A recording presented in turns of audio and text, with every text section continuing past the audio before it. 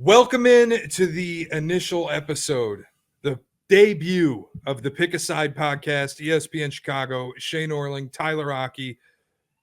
We're betting sports. We're betting football. Every day. It's beautiful. 4 days a week. Once NFL, college football gets started fully, you're going to get 4 episodes of football betting content. And it's not going to be like crazy, boring, diehard, deep dive into the numbers. We're going to talk football.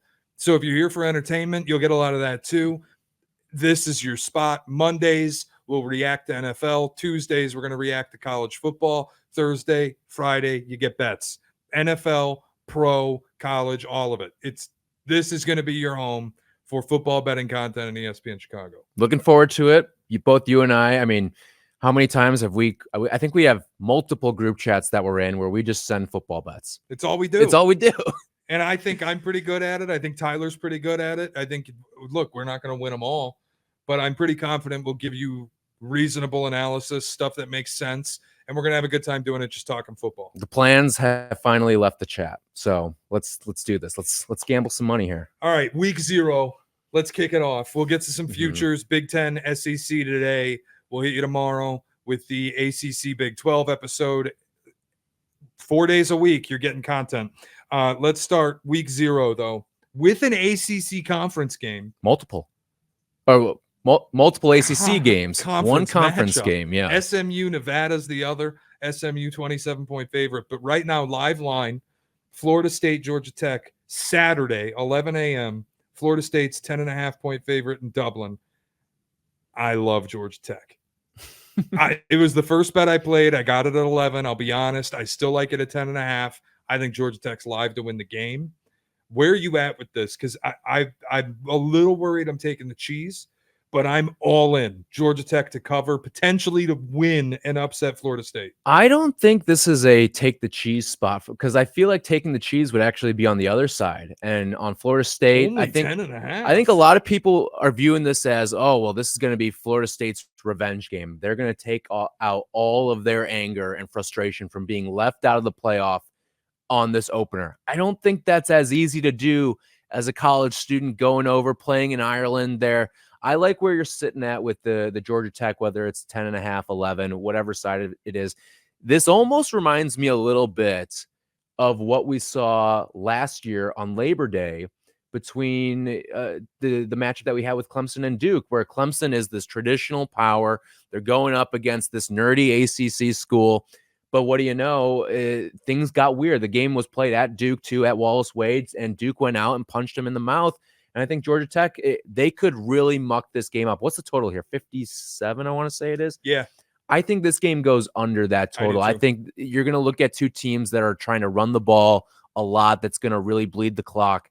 I think that because you have a new quarterback in DJ Uiagalelei, who really needs things to be everything perfect around him for him to succeed. I think last year he really leaned on having a good ground game. Sure, he had his moments where he was really good throwing the football, but things were in his favor from a home field advantage standpoint, or the running game was really going. And I think it's going to be a lot of the same here. And it's a retooled receiver room for Florida State. So you're talking about 2 transfers, albeit one's from LSU, one's from Bama. So high pedigree there. And then, a transfer quarterback, and then you're going to Ireland as well. So you're taking the flight out over there for your first game of the season. And it's an early game too, because it's a week 0 game. Everything sort of tells me to go under in a game like this one. I'm with you on the under too. And I think like you just look at Florida State and everything that they lost. And Georgia Tech is more about the things they added. Like they were frisky last year. They struggled to stop the run, but Haynes King, quarterback, explosive player. He's exciting. He's going to run the football. Like it's just one of those kind of classic college athletic quarterbacks. Georgia Tech made a concerted effort, go out, get Power 5 players, put on the defensive line. They added about 900 pounds worth of transfers up front with the sole intent of stopping the run, which was their biggest weakness a year ago. And just when you look at Florida State and what they lost stuff up front on the offensive line. Johnny Wilson, gone. Keon Coleman, gone. Jaheim Bell, gone. Trey Benson, gone. Like all these weapons they leaned on with Jordan Travis, who I thought was a tremendous college Yeah. quarterback, Mm-hmm. also gone to the NFL, and you're replacing him with DJU, who I think is frankly terrible. Like, was supposed to be the guy at Clemson, never worked out, goes to Oregon State, has a little bit of a renaissance. But if you think about the way it happened at Oregon State, this power run, punch you in the face kind of Jonathan Smith scheme, now you're going to more of like a spread run. It's still power based with Norvell, but it's not the weaponry that you're accustomed to at Florida State, not the weaponry they had a year ago. Top 10 preseason, I think, is wildly overranked. This is a team in Florida State I think could be in for kind of a disaster season. And Georgia Tech, frisky in the ACC with what they added on the defensive line. You know, they kind of remind me, not quite to the degree, but it's a little bit of Washington light, where you lost a good quarterback, a Heisman caliber quarterback. You lost great weapons on the outside. You lose your running back. You lose your beef up front, and like all of that's put together, it's going to be a slow start, I think, for a Florida State team like this, where sure they could win a lot of these games early on in the season, but it may be a struggle out of the gate because you need to get the offensive pieces to start to click. I'm not as low as on DJU as you are, but it's still certainly a downgrade from what they had last year. I guess the one thing Florida State has going for them, and the thing that's a little bit different from them from Washington, is that there is head coach continuity there.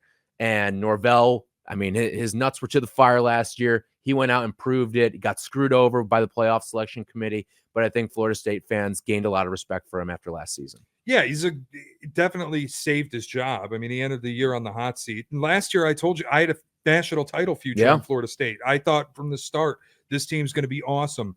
They run through the regular season undefeated, and if Jordan Travis doesn't break his leg, I might have had a chance at winning that bet. Yeah. So like last year, I thought they were fantastic. This year, I don't think that they're the team that they were.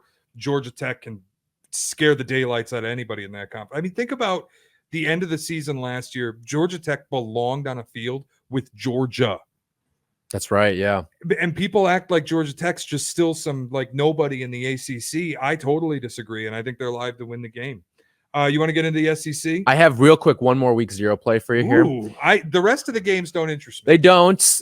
They're not like great watching, but just from digging through some of the numbers, I think there is value on SMU going to Nevada minus 24.5. It's moved down to 24.5. I think that's a number that I can stomach here, but Nevada was terrible. They're coming off back-to-back 2-10 years, and 19 of SMU's 22 starters have at least 4 years of college experience. Yeah. And going in on the road early on, this was an electric offense last year with Preston Stone. Their team totals 40.5. The only reason I'm laying off of that is because of you're on the road. Anything can really happen there. But I really think that this is a Nevada team that may not score. I mean, their quarterback last year, who's their starter this year, Brendan Lewis, threw 2 touchdowns in 12 games. Yeah, for context, their defense had 3 pick sixes. So their defense scored more touchdowns through the air than their starting quarterback for this season did in a full slate of games. This Nevada team does not scare me. New head coach. Sure, you might get a little bit of a pep boost in week 1, but or week 0 in this case, but I still think Pony Express just runs through Nevada. I'm going to join you because I love the Pony Express. So much fun last year. I really think like that nobody's talking about them in the ACC. They're kind of the rare team in this transition. Oregon, obviously, one of them.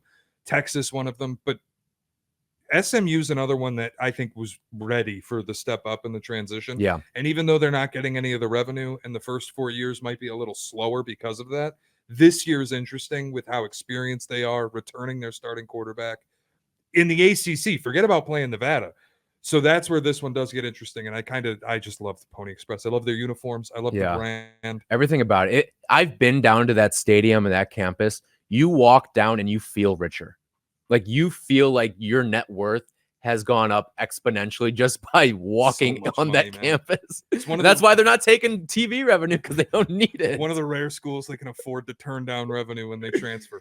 All right, let's get started in the SEC. All right. The favorite, obviously, Georgia. Mm-hmm. Does this feel like vintage Kirby? Does this feel like Georgia? Maybe a little bit of revenge on the mind. Carson Beck, year 2 as the starter. Still, you know what they're going to be. 1,200 pounds on the defensive line, like 1,600 pounds on the offensive line. They're just physical. They've got weapons. They should be the favorite, but like there's no value in laying them to win the SEC. You're talking about going over a win total that's set at 11.5. Kind of tough for me to get on board. Here's my one thing with Georgia. Remember, this was not a playoff team last year, and they're relying on a lot of continuity, albeit very good continuity, but that's what they're relying pretty heavily on here. And I think about they lost a bunch of their guys who are kind of up and coming guys who were maybe that next group of Georgia guys because their coaching staff lost some pieces and they lost some really good recruiters on that coaching staff. And in turn, lost some of those they weren't like 5-star guys really that they were losing, but they were losing some high caliber 4-star guys, mid caliber 4-star guys that I think they were not relying on to be the future, but they were going to be pieces of the next great Georgia team. And I feel like relying on that a little bit too much. And when you're adding a team like Texas to the conference, I don't think Oklahoma is as good as they have been in years past, but you're still adding them to the conference. And then of course you've got Bama, and I think you've got improved teams in Ole Miss, and you've got improved teams like Mizzou, like sleeper teams. LSU, I think, got better as well, despite the fact that they are losing some key pieces. They're still going to be a fun team that if you catch them in the wrong portion of the season or you catch them on the road, they can be difficult for you. They can cause some matchup nightmares for you. And we know what they do at the receiver position year after year after year. So I think that I would never play Georgia to win this conference. And even though they're number one right now in the preseason AP polls, I don't think they end up finishing at number one. What's the play if you have to make one? Like if you have to play Georgia future somehow, I almost lean to going under on the win total. Are they 10.5 or 11? Which I think is terrifying. 10.5. I have to issue a correction. A 10.5 win total for Georgia, plus 110 on under. But if you look at their schedule, there are scary games on here. You start the season against Clemson. That's probably a win, but I'm higher on Clemson than a lot of people. More on that tomorrow. 14-point favorites. Neutral site game starts the year against Clemson on August 31st. Get into the conference play. You're at Kentucky, who is not a slump anymore. Like, granted, sleepy environment in Lexington, Georgia wins. At Bama, at Texas, at Ole Miss, and you play Tennessee. You're not ducking all of the tough teams. In fact, you're ducking none of the tough teams except LSU, and 3 of the toughest games on your schedule come on the road. Like, I'm lower on Bama than I was when Saban was there, obviously, with Kalen DeBoer, but it's still tough to go to Tuscaloosa. It's especially tough to go play at Darrell K. Royal in Austin against a Texas team that returns their quarterback, returns their head coach, the only playoff team that does return their head coach. As good as they were a year ago, I think they might be better, transferring in Isaiah Bond, transferring in Amari Nablack at tight end. And then you have to go to the Grove, one of the most difficult places to play in the SEC, and play Ole Miss with Lane Kiffin's best team ever. Yeah.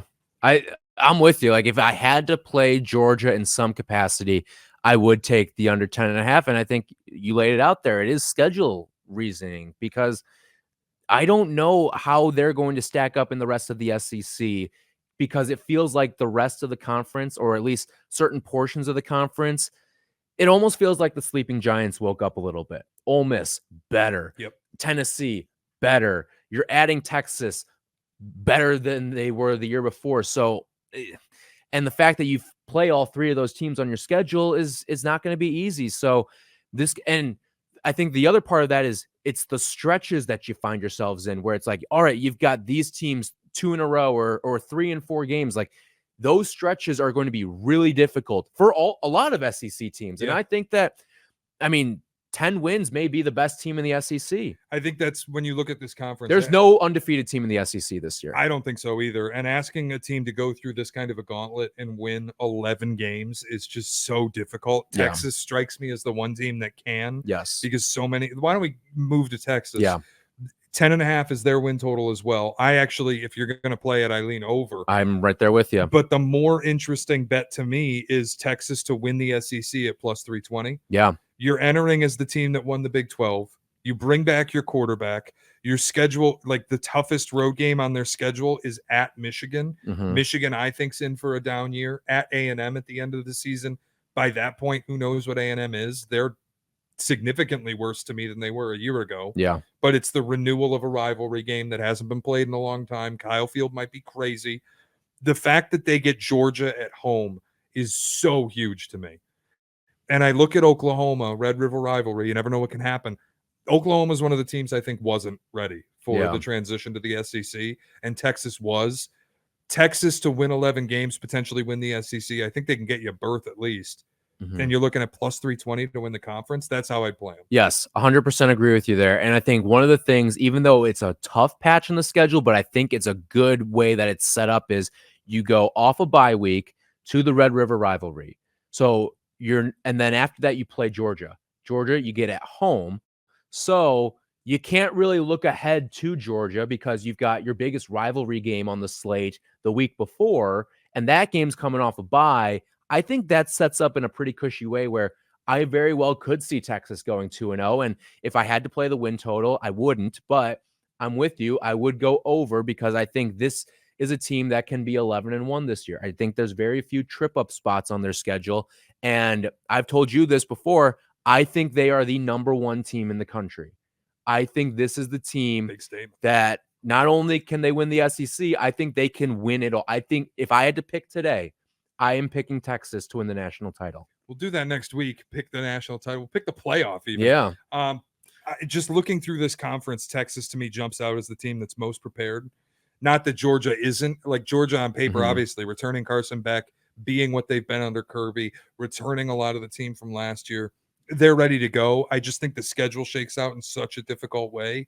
And Texas kind of caught breaks with their difficult games coming at home. And the non-conference road game that sticks out is Michigan, who I think's in for a down season.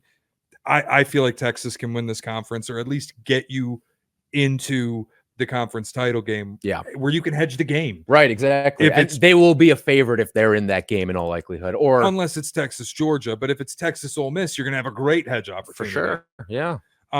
Speaking of Ole Miss, before we get to Bama, I do want to touch on Ole Miss. I think they're the third best team in this conference.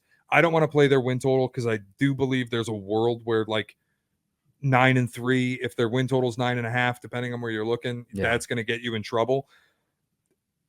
But this is the year for Lane Kiffin. With everything he's been able to return in terms of continuity, keeping Jackson Dart, the way that they brought in Walter Nolan on the defensive line, addressed the issues that they've had defensively. Preseason expectations are massive when you're the number 6 team in the country. But I think they're ready for it. And again, the schedule so favorable, getting Georgia at home, Oklahoma in the Grove. You got to go to LSU, which is incredibly difficult, especially LSU coming off of a bye week. But other than that, there's not a game here that stands out to me as being unwinnable. You get Florida late in the year when Billy Napier will probably be fired. Yeah. Ole Miss, if you're looking for somebody kind of off the wall and maybe in that favorite range, you can get really good value, plus 675, depending where you're looking, for Ole Miss to win the SEC. I'd play it.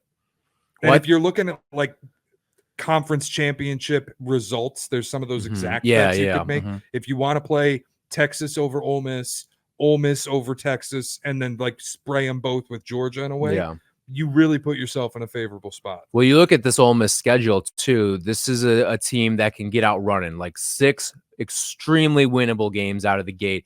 And then you go to LSU, and then you get a bye. I think the timing of their bye weeks, perfect. Yeah. They're all a little bit later. So you get a week 8 bye, and then you also get a bye in week, was that 8, 9, 10, 11, week 12.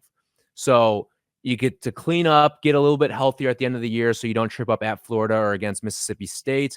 And then in the middle there, you get Oklahoma at Arkansas, home against Georgia. Could you play spoiler against Georgia, knowing that you've got a bye week to heal up on the other side there? Like, that could be an interesting stretch there. But if I had to play the total, I would go over, just because I think you can gain a lot of momentum out of the gate, and you could really start moving this thing along the Lane train. If it gets that sort of momentum there, who knows how it ends. But this looks like a 10-win schedule to me, and because of that, I would play the over. But I think that the fun of a Ole Miss, and there's another team that I think this applies to as well. The fun of it would be for them to win the SEC, and then maybe you try to work your way out of it if you get to that point, or maybe you have Texas and Ole Miss, you place both of them and pray one of them or both get there, and then you've got the game at tremendous odds. You're in a beautiful spot. Yeah, they're just also one of the brands I love. Like the powder blue, amazing colors. Yeah, the stadium in Oxford, the environment, the Grove, everything. Like I just love when they're on the television. I'm happy. Yes. And I love watching the offense that Lane Kiffin runs. And you know what? Lunatic, fourth down, he's going for it. There's been way too many 11 a.m.s for them lately.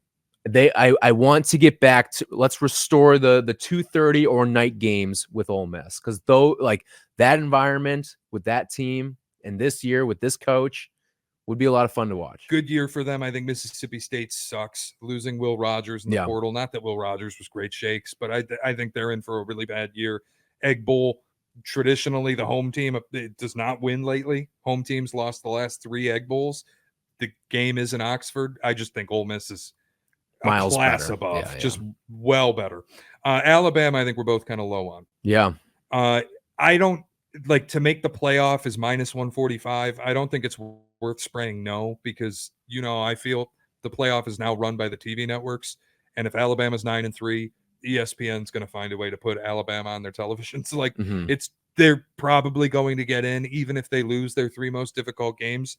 You know what you're almost better off doing, and this happened last year, is right before the playoff, you can still sometimes get the yes no's to make the playoff. Yeah. They'll be yes at plus odds, and if they're 9-3 with like a couple of good wins, that's your play. Yeah, actually, like finding 10 wins for Bama is difficult. So the schedule, Western Kentucky's a win. Mm-hmm. South Florida, I think, is a win, even though I like South Florida a lot. The game in Tuscaloosa, that's a win for Bama. At Wisconsin, you think's terrible. I think they're better than you do, but I still don't think they're in a world with Alabama. Another win. Georgia's probably a loss. Vandy win. But at least you get that game at home. Right, but still probably a loss. Yeah. Vandy win. South Carolina win. And then they have this really funky stretch in the schedule at Tennessee, at LSU, at Oklahoma. If you lose and 2 Mizzou, of those, and Mizzou, and they get Mizzou, who's very good. If you lose 2 of those 4, you hit the under. And that's like in Death Valley, at Neyland, and at Oklahoma, and you play a top 15 team in Missouri with a really good quarterback and a potential Heisman winning wide receiver. All you got to do is lose 2 of the 4, and remember the Iron Bowl last year, never a given, and they should have lost last year. 4th and 31 saved their season. Exactly, and that receiver who caught that ball not on your team this year. So Isaiah Bond, welcome to Texas. Exactly. So I think that Bama, I mean, it's a really tough schedule. I would play the under on wins, though. If I had -115, under 9.5, I would play the under on Alabama's wins. I think that's right there. There's just too many games along the way where, and that stretch that you brought up, Tennessee, Mizzou, LSU, those are, you have to be on for all of those games against those offenses, because if you slip a beat against those offenses and it's a new coach, guy who's new to the conference, you're going to lose those games. Or at least you could go 1-2 in that. Yeah. I would predict, if I had to project right now, they go 1-2 in that stretch. Yeah, and look, I like Kalen DeBoer as a program builder. Same. He was spectacular at Washington, but it took time. It didn't take a long time. It was 3 seasons. But you got lucky with a transfer quarterback that was willing to come play for you. Absolutely. Part of it helped that you were his offensive coordinator at his previous school. So he doesn't have any of those advantages. He comes into a team that's kind of pre-built, but also got gutted in the transfer portal. When you think about losing Caleb Downs, the #1 transfer in the country, to Ohio State, they lost a couple corners, graduated a few players. They lost their starting center also to Ohio State. Isaiah Bond, one of their best wide receivers a year ago, gone to Texas. Jermaine Burton graduated, now in the NFL. Lose your left tackle, J.C. Latham, to the draft. You lost to your tight end and Amari Black, who also went to Texas. There's a lot that they have to replace. Year 1, new head coach, all the pressure in the world. This is not taking over low stakes Washington. This is, if you don't win us 10 games, we're going to riot. And I don't know if Kalen DeBoer was ready for that. And I don't know if this team is ready for that. And the schedule shakes out in a way that I don't think the program is ready for that without Saban.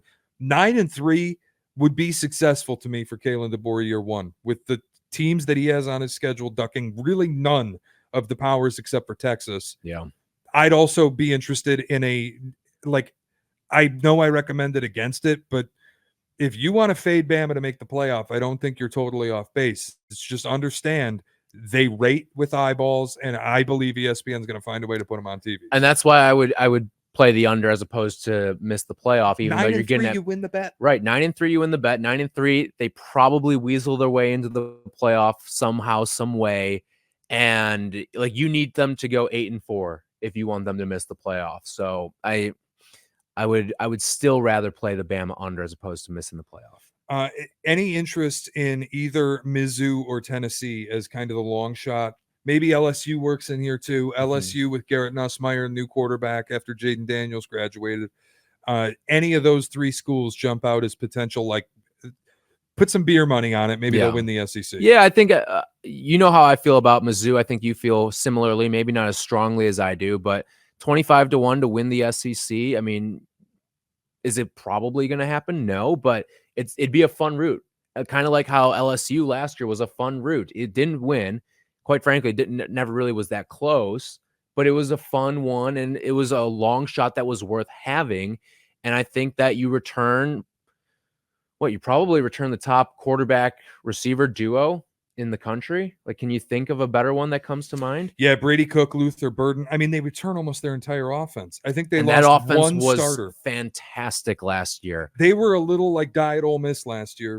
Defensively, some issues, but offensively, like Luther Burden genuinely could win the Heisman. He's this year's Marvin Harrison Jr.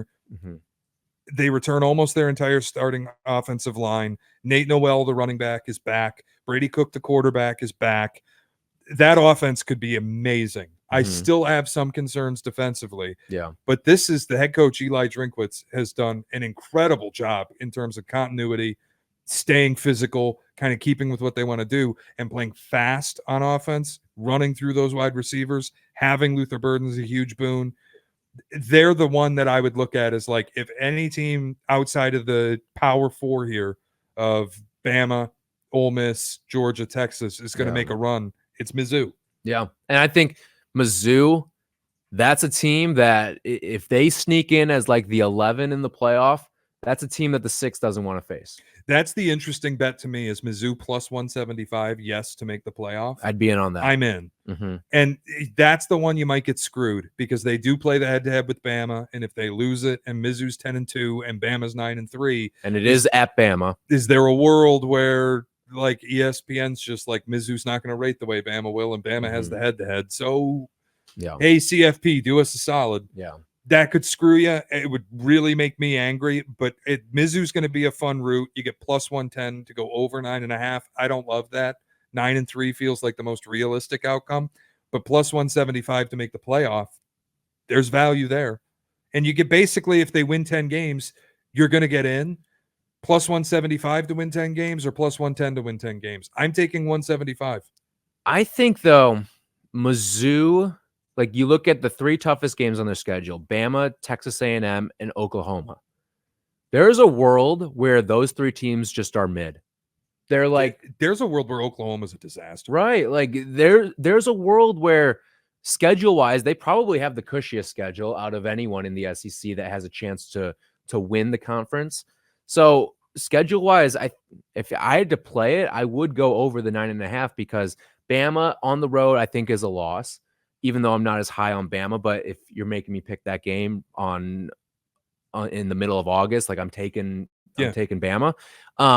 But there's a world where A&M and Oklahoma just are not good teams, and there's a world where Bama's not a good team too. So I think if you made me play the 9.5, I would go with the over. And again, if you're going to play over 9.5 on Mizzou at plus 110, just make the playoff at plus 175. That's fair. Give yourself extra money. If they win 10 games, they're going to get into the playoff. That's just the way I would do it. When we look at the middle of the conference, like Oklahoma and A&M feel like mystery teams a little bit. I like Connor Weigman at A&M, but they lost so much. New head coach Mike Elko coming Yeah. from Duke, built a really good program Well, there. and then they lose their defensive coordinator, Elijah Robinson, who was the mastermind behind the greatest recruiting class of all time, that 2021 class. The guy who brought in Walter Nolan, who's now at Ole Miss. So losing that may be the bigger piece that you lost as opposed to moving on from Jimbo Fisher. Yeah, they kind of just need like Moose Muhammad to have a breakout year if things Yeah. are going to go really well. Jimbo could never get it done at A&M. Elko, like the step up from Duke to A&M, not really being an A&M guy. I still think about the weird culty video when everybody's singing the song at his introduction. The fit just feels wrong to me. And I kind of think that they're not really a player in the SEC.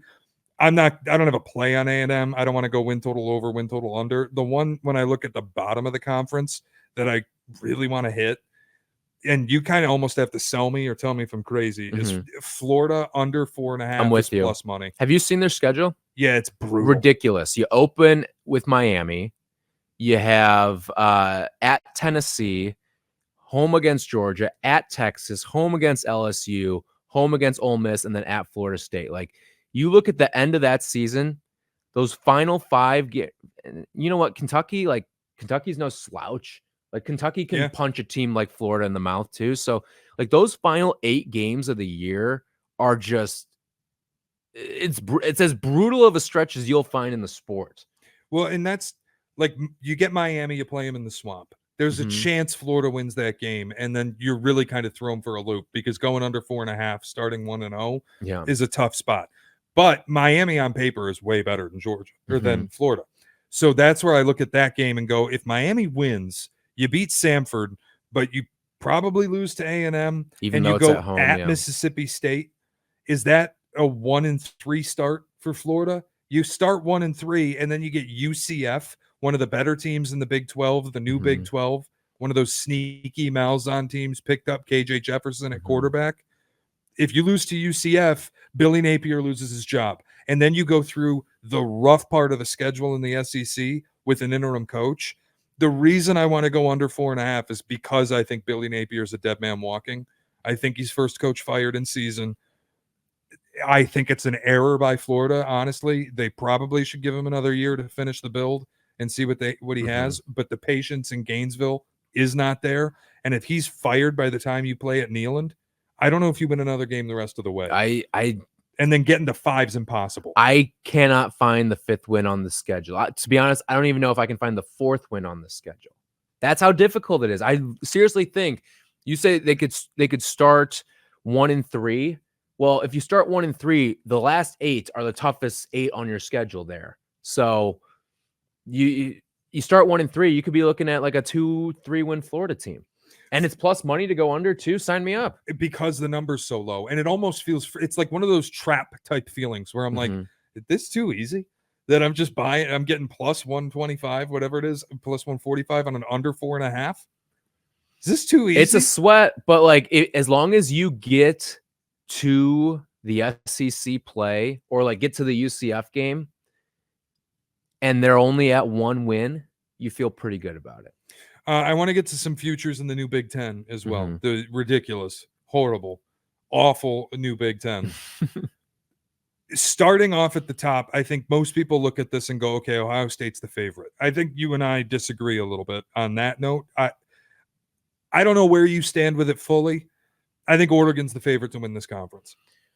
Oregon year 1 coming in, Dan Lanning with the transfer quarterback and Dylan Gabriel, a new kind of style at Oregon that people know about now, where you're not bringing the speed and spread Ducks to the Big Ten. You're bringing one of the most physical teams in America, plays big up front, both sides of the line of scrimmage, gets good play out of transfers, experienced guys like Bo Nix a year ago, one of the biggest home field advantages in all of the sport.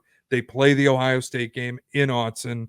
Like, to me, Oregon's the favorite. And part of that has to do with Ohio State, who I think is kind of overrated at this point in the year. I think it's actually flipped the other way. I think Ohio State's starting to move to the point of being underrated because it feels like everyone's been crapping on them all off season long.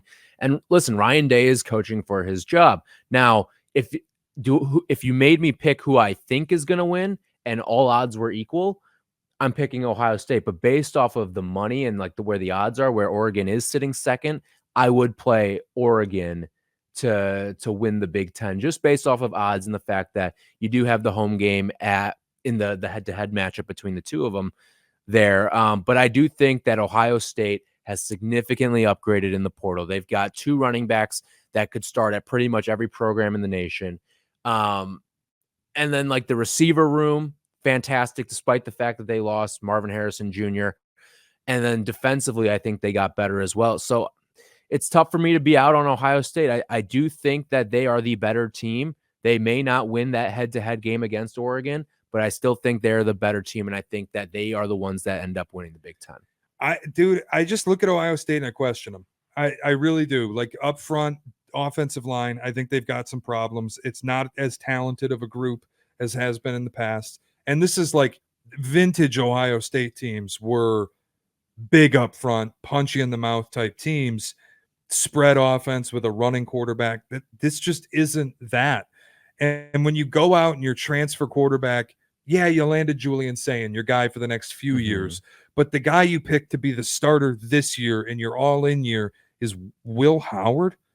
Will Howard was going to lose his gig to Avery Johnson at Kansas State. You could say the same thing about what did Oregon do last year. Your guy that you went out and got was Bo Nix. Right. I get that, but really that was 2 seasons ago, and they gave him a season to develop. The following year, he turned himself into this Heisman caliber guy. I loved Bo Nix going into last year. I question Will Howard a lot more, just even in terms of fit, playing behind the line like that. And I really feel like if you're Ohio State and your chips are all in, how is Cam Ward not the guy playing for you? No, listen, that's fair. The number probably one guy, lost a bidding war in one of probably the most intense bidding war of any quarterback in the offseason. Ohio State and Miami boosters going at it. Yeah, probably was the highest bidding war among any programs or any player that we saw this offseason. I really feel like, gun to his head, you could get the truth out of Ryan Day. They're pissed that they ended up with Will Howard. Oh, yeah, but I do think there's probably an arrogance to Ohio State that we could turn anyone into something at the quarterback position. Sure. And, my point is more like, this isn't the Justin Fields. This isn't the CJ Stroud. I still look at the defensive line, and I know they've got this Tuiamaloa, however you say his name. He looks good, but I don't feel like he's either of the Bosas. I don't feel like he's a Chase Young. It feels like Ohio State's still missing something. Back end of their defense, spectacular. The DBs are awesome. You go and you add Caleb Downs. He's fantastic.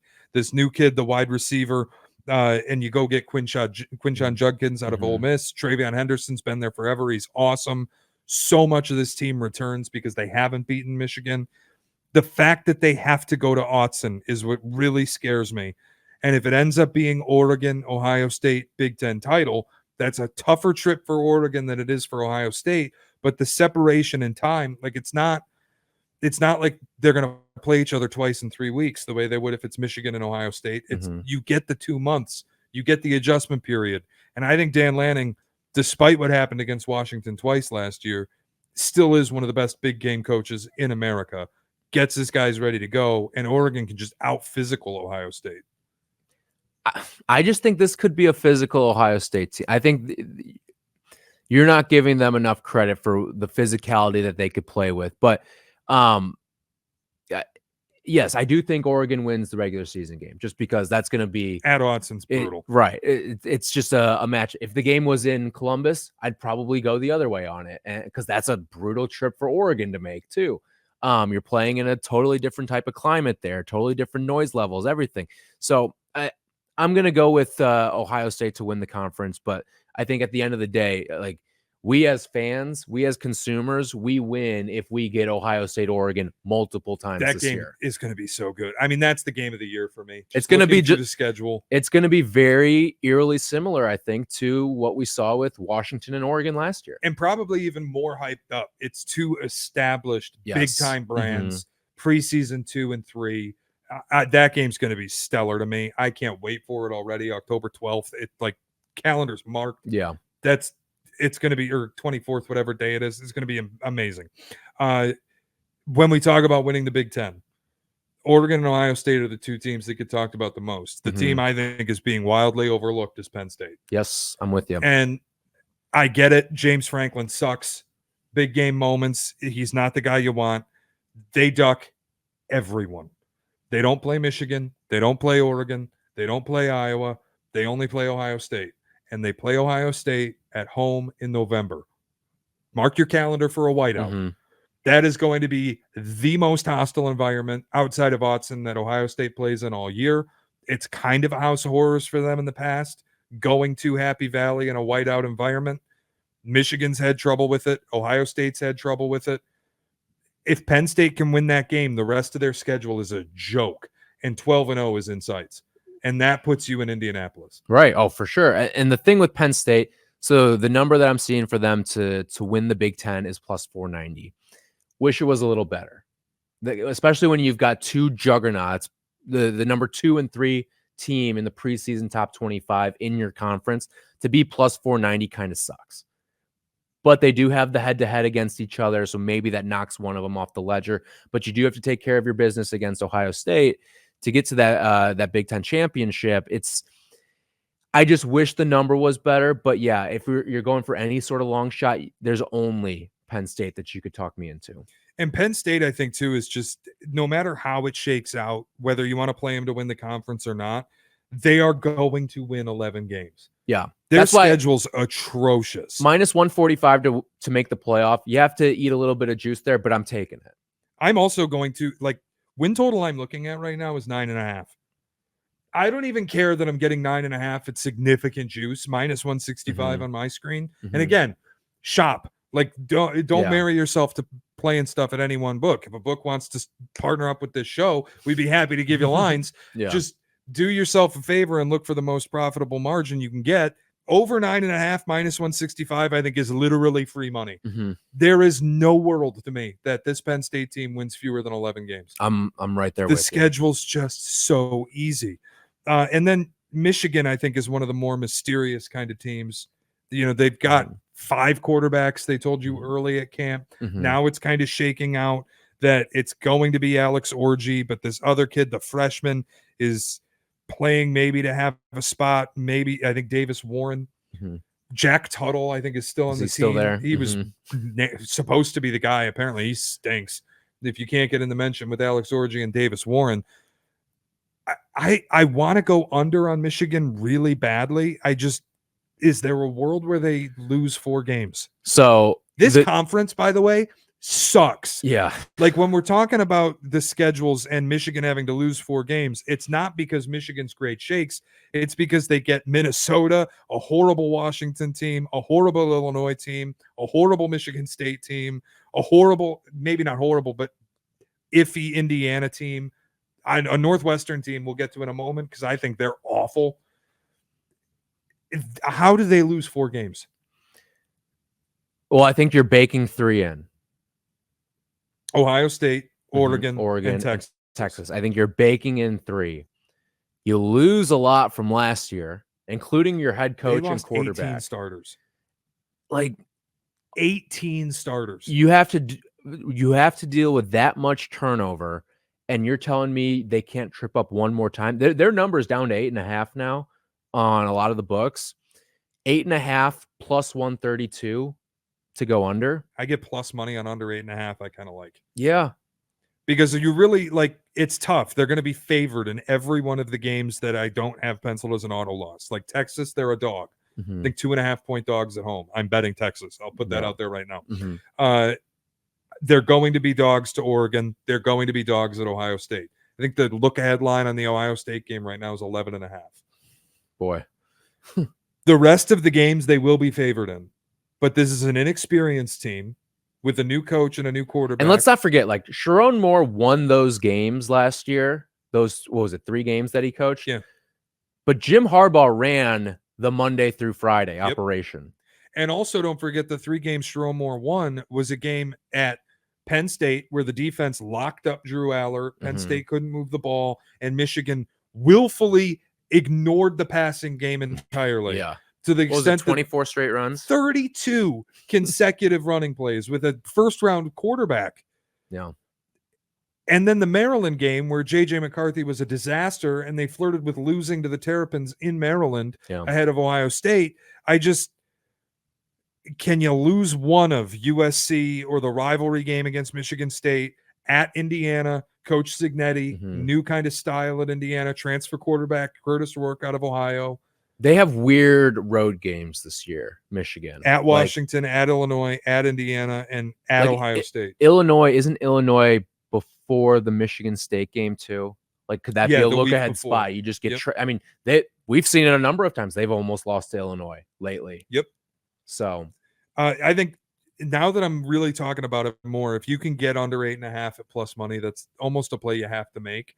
You might find ways to hedge your way out of it if Michigan's sitting at 8-2 at some point in the season, and you're like, I'm just going to bet them as a favorite in this game, get my way out of this. You could do that. The fact that they have 8 home games typically would scare me off of an under like that, except one of them is an auto loss to Texas, and one of them is an auto loss to Oregon. So really, they have 6 home games that I have to worry about. I kind of like going under 8.5 on Michigan. A couple others that I like in the Big Ten: Nebraska over 7.5. They're a better team. Matt Rule's been there a little bit now. He's started to infiltrate with his guys in there, but also you dodge Oregon, Penn State, and Michigan. When you're in the Big Ten, and if you can get those 3 off your schedule, and if you're talent-wise one of the better teams in the Big Ten, now you are going to be starting a true freshman quarterback, but I'd still they have a great chance to open the season 6-0 or 5-1. You got to find me 2-3 wins the rest of the way against a bad Big Ten. I like that. Even though you're going to eat a little juice, minus 134, I'm signing up for something like that. Where are you at with Iowa? Like, I'm with you on Nebraska. Dylan Raiola, Matt Rule, great program builder, and the offensive line's taken some early hits in camp at injuries. But I just feel like the defense, as good as they were last year, all you needed was a competent offense and not a moron like Jeff Sims running your offense. Like, they should have won the Colorado game if Jeff Sims is an idiot. I'm with you there. Iowa's where it gets interesting. They're one of the power teams, but the win total's 8. It's just, I hate having to bet an over 8.5 with a team that plays no offense.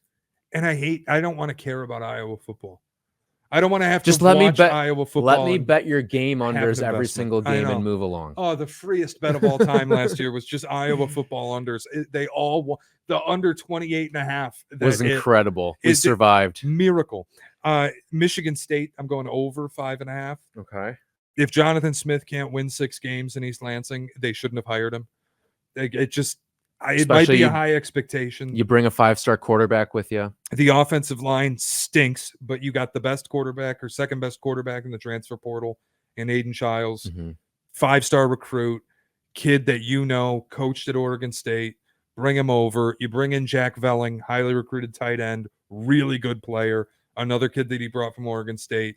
Went out, got Ed Woods, the corner in the transfer portal. If you can't win 6 games with this team, you shouldn't have been hired. I'm going Michigan State over. And then I want to get to what I think is the freest Big Ten bet on the board. It's automatic. I think you have to. I think I have it on my little list here.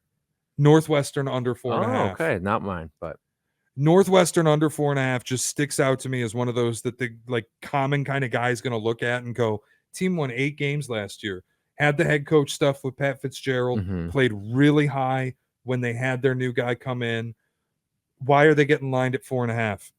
Schedule's not easy. I don't think the team is very good. I think they played over their heads. A lot of the deep kind of analytic stuff suggests huge regression.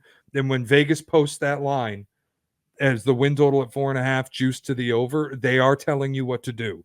Play under. Play the counter, like up-down kind of NFL theory of, yeah, they were good last year, but dig a little deeper. Everything suggests they shouldn't have been that good last year. Yeah. Everything suggests they should be much worse this year. They're not even playing at their typical home stadium. They're playing on this lakefront. They're playing on a lacrosse makeup field. Stuff. Yeah. 2 games at Wrigley Field. I'm going under. Yeah. I'll go with the other purple team that I thought you were going to go with, Washington at 6.5. They suck. They've been gutted from top to bottom in the program. The schedule's not easy, especially at the end of the season. You look at a short week trip to Rutgers, home against Michigan, at Iowa, then a bye, then you're at Indiana, home against USC, which I think you lose. Then you travel to Penn State. You host UCLA on a short week. You should be able to win that game, and then you finish the season at Oregon. I think that is a disaster home stretch there for Washington. And with the number being 6.5, I don't like them to win more than one or two of those games there. Another team I like the over for is Rutgers at 6.5 at even money. Schedule's crazy easy. Good chance to get off to a 6-1 start. Can you find me one win in your final five? Yep. And I think Schiano's done a really good job there with what they have. Mm-hmm. Good running game. They've always played a little bit over their heads. If you think about last year, the Michigan game, I think they were within a touchdown at halftime. Things got a little out of control in the second half. But I like Rutgers a lot this year. To your point, Rutgers was a team that they could score first. Yep. Every game. And after that, wheels kind of fell off. But I think this could be the year where they score first and then they keep the pedal to the metal for the final 3 quarters. Howard and Akron to start the year, then a bye week. You're going to start 2-0. At Virginia Tech is not easy, but at least you're off a bye. Yeah, you're off a bye, but Enter Sandman, a Virginia Tech team people are higher on. That might be a loss. Washington stinks. Short week, too. At Nebraska's probably, I would go loss, but you start 3-2. All you got to do is you duck the rest of the powers. You're not playing Michigan. You're not playing Penn State. You're not playing Iowa. You're not playing Ohio State. You're not playing Oregon. Like, can you find me 3 more wins, 4 more wins, playing the dumpster of the Big Ten? You'll be slightly favored in a lot of coin flip games. A lot of these teams are horrible. Yeah. UCLA is horrible. Yeah. Maryland lost their quarterback. I think Maryland's in for a down year. Like Washington, I think, sucks.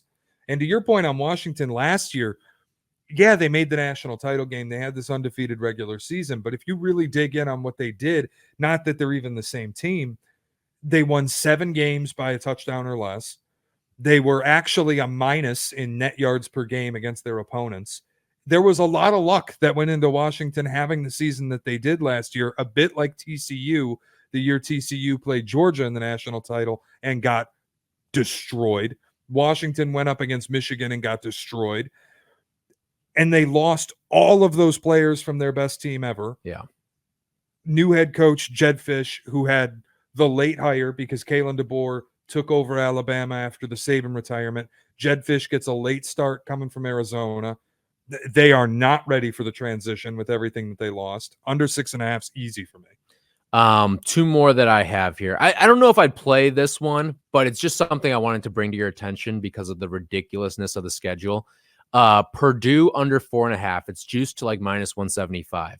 But here's Purdue's schedule. All right. You open with Indiana State. All right, whatever. Then you have a bye week, week 2. Host Notre Dame. They're not good, but Purdue traveling to Oregon State is just a weird game. Yeah, that's wacky. Then you play Nebraska. You go to Wisconsin, at Illinois, host Oregon. You're at Ohio State, home against Penn State. Like, it just feels like an extremely difficult schedule for them. It's 4.5. It's a lot of juice, but it's just a schedule I wanted to bring to your attention because of the absurd nature of it. And then they were a 4-win team a year ago that returns Hudson Card, who was fucking horrible. Hudson Card is one of the worst quarterbacks I've watched in a while. How the fuck did he ever get recruited to Texas? I'm sorry to go on a tangent. That dude sucks. You close with 3 of 4 on the road as well for a team that's probably going to be checked out at that point. A 1 or 2 win team checked out, 3 or 4 on the road. Good night. That'll be all. Ryan Walters year 2. It's just, it doesn't shake out well for him. And then Wisconsin under 6.5 plus 118. I seriously think this is a 4 or 5 win team. You host Bama. I think that's a loss. You travel to USC. You travel to Rutgers. You travel to Iowa. You travel to Nebraska. And then you host Penn State and Oregon. I think both of those are losses right there. So you're talking about, I see 7 games on your schedule that I feel pretty firmly are losses for you. To me, and then you have to go undefeated in the other stretch of it there. So I'm going to go with an under pretty comfortably on Wisconsin, especially if you're giving it to me at plus money. My issue with Wisconsin, the schedule's really difficult, but I think they can get over their number. Tyler Van Dyke coming in from Miami. Things didn't end well for him with the Hurricanes, But I think with Luke Fickell, a little bit of a resurgence, some continuity on the offense, some continuity on both sides of the ball, frankly. And year 3, Luke Fickell might be the moment. I'm not telling you they're going to go 10-2. Year 3 is typically when you start to see the payoff of building something someplace. If Wisconsin's a disaster this year, Luke Fickell might get fired. That's where I'm a little hesitant to bet the under because I wonder if his job is on the line if they're really that bad, going out and getting a new quarterback. And I like Tyler Van Dyke in the Wisconsin system. Just, you're right that the schedule shakes out difficult. It's just not something I'm interested in. Yeah, I'm not a big Tyler Van Dyke believer. Last year was a disaster. I get that you're leaving Miami probably helps you, but going to Wisconsin, it feels like right now Wisconsin's trying to play like the non-traditional Big Ten style, but the roster's not quite there to have that style yet. All right, that'll do it for today. Pick a Side podcast. Remember, coming to you tomorrow as well, ACC and Big 12 preview. Week 0 card where Unity plays. SMU laying 24.5. Georgia Tech getting 10.5. Both plays for both of us. Unity plays in week 0. It's a beautiful thing. Play along. ACC Big 12 tomorrow. Don't forget on YouTube, podcast, wherever you're listening, rate, review, subscribe, download. Thank you for listening. This has been the Pick a Side podcast. Tyler and Shea, ESPN Chicago.